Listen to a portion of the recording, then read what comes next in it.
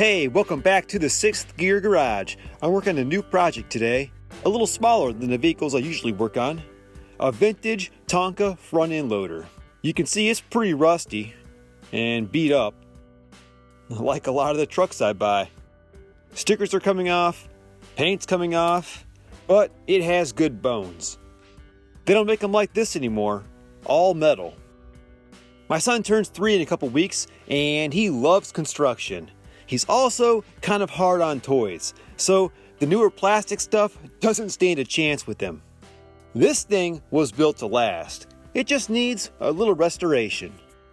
So I'm going to make it look just like it did 40 years ago when it was brand new. Get this handle off here, unbend those tabs, and the roof should pop right off.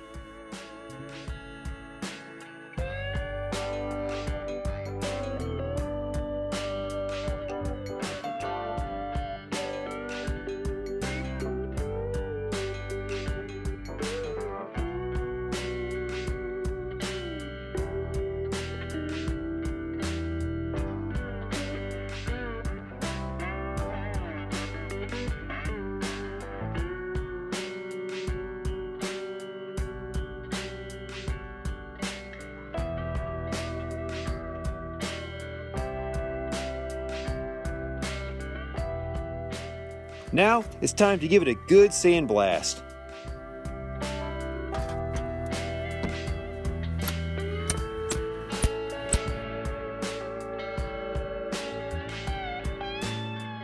The sandblaster works great when it works properly. The gun kept clogging, so I gave up after a while and finished with the drill and a sandpaper flap wheel.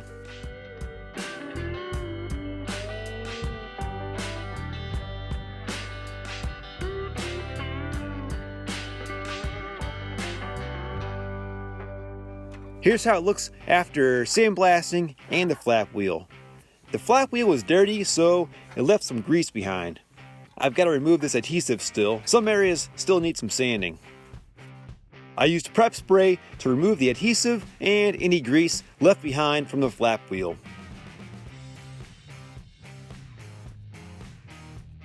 Next, I sanded with 80 grit paper to sand any areas I couldn't get with sandblasting or the flap wheel, and smooth down any transitions from the paint to bare metal. Then I scuffed up all of the original paint because new paint won't bond well to a glossy surface. I also sanded in the moving part areas for the bucket since they were pretty rusty. So here's how it looks after sanding with 80 grit. Notice there's no more gloss anywhere on the yellow. And it should be a smooth transition where there's bare steel next to original paint. You shouldn't feel where the paint ends when you rub your finger over it. I've got some gloss on the bottom to sand down yet. Here's the roof. You can see I've got some rust on here still. I've got a bit of sanding to do on this. The engine cover. There's a big grease smudge from the flap wheel.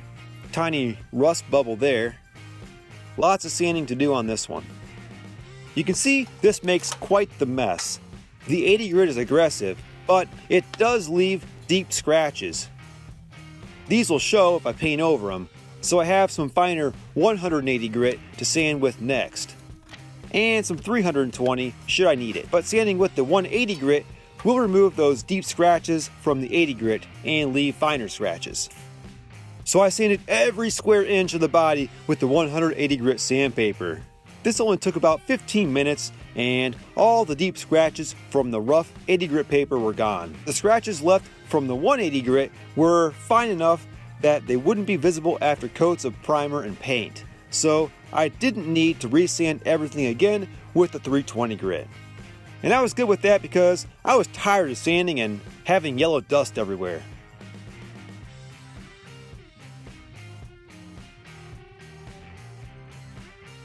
Then I wiped everything down with wax and grease remover to take care of any dust I didn't get with the vacuum and remove any oils or dirt still on the metal. The duct tape on the steering wheel protects it from sandblasting, so I can pull this off now and use some masking tape that isn't so thick for painting. So here's how it's looking. Ready for primer and paint. First, I'll apply this Duplicolor self-etching primer because it bonds well to bare metal. It will also work over the original paint as well, as long as it's scuffed and not glossy, so it has something to bite to. The original paint has a great bond to the metal where it wasn't rusted, so I don't have to strip it all off. That's just extra work. It's always good to test in an inconspicuous area first, so I sprayed the underside and there's no lifting or anything funky happening here. I like to spray the underside first, so the top will be the last thing I spray. This one's kind of tricky. I have some hidden areas to get into.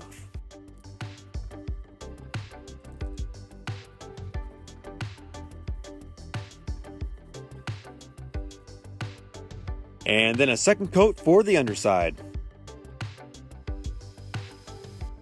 Now this is dry and I can flip it over to spray the top.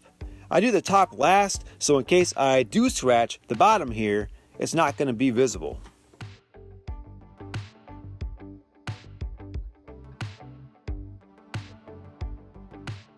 I'm using this hot light to speed up drying times.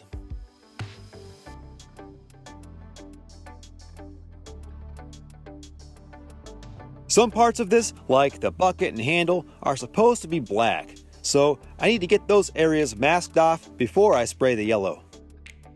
Masking off the moving pieces for the bucket was probably the most tedious part of this whole project, but it will pay off when it's all done, and this front end loader looks as good as it did 40 years ago when Tonka manufactured it. For the yellow, I'm using Duplicolor's acrylic enamel aerosol paint, and it's pretty heavy duty. It's perfect for this project. Again, I'm doing the underside first. Alright, I'm happy with this. 2 light coats followed by 1 medium coat. That gives it a nice gloss with no runs or sags. Now it's time for the top.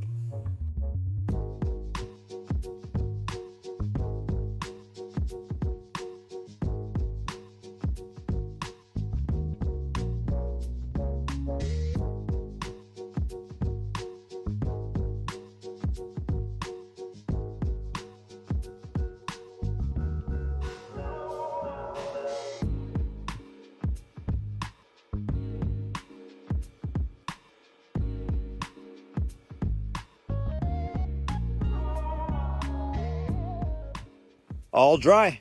I'm really happy with this. It's pretty smooth, has a nice gloss to it, looks like new. I do have an overspray mess to clean up, but that's just part of the job.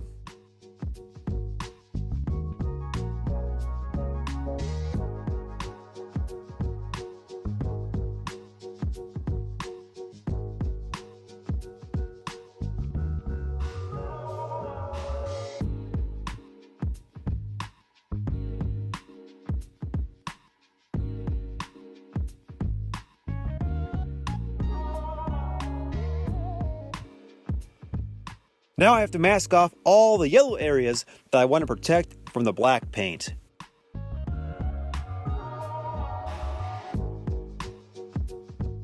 I'm using a brush for the black paint because I don't want to deal with the chance of black overspray on the fresh yellow paint.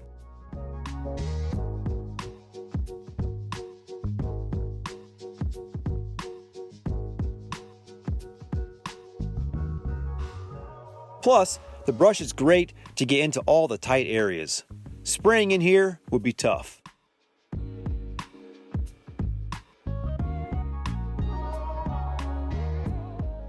And even though the brushed paint won't be as smooth as the spray paint, this Rust-Oleum self-levels pretty well and it's durable, so it might stand a chance against a 3-year-old boy who's just going to put it to work in the dirt.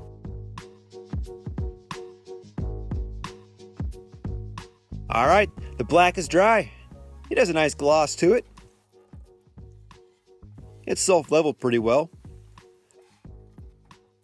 Although, there's a thin spot. I'll do another coat. Now I just need to adjust this handle and I can get a brush in the other areas on the second coat.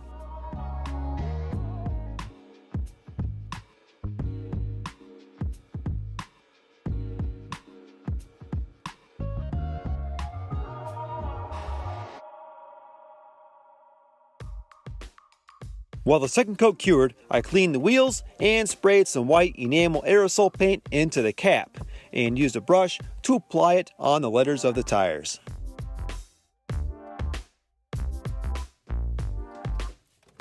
And while all those are drying, I'm going to scan what's left of these old decals and redraw them so I can print new ones.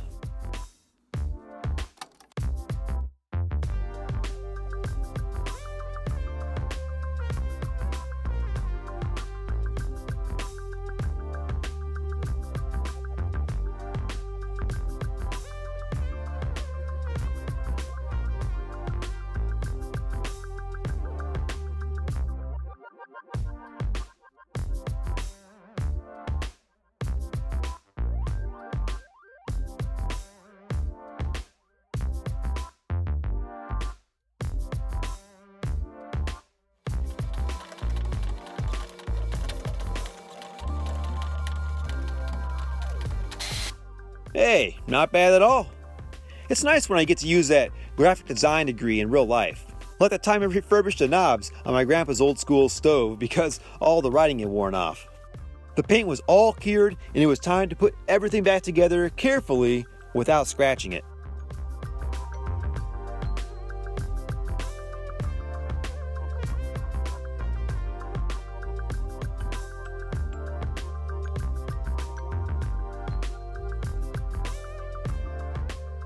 I put a clear adhesive film over the sticker sheet to protect it.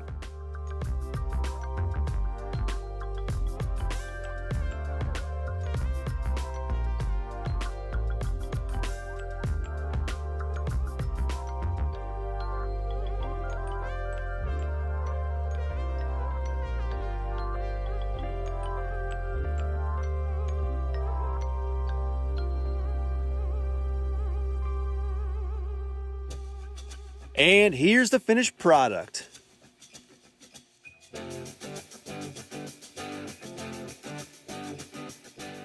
Well, this was fun, but it's time for me to get back to working on full-size vehicles. Consider subscribing for more restoration and how-to videos. Thanks for watching.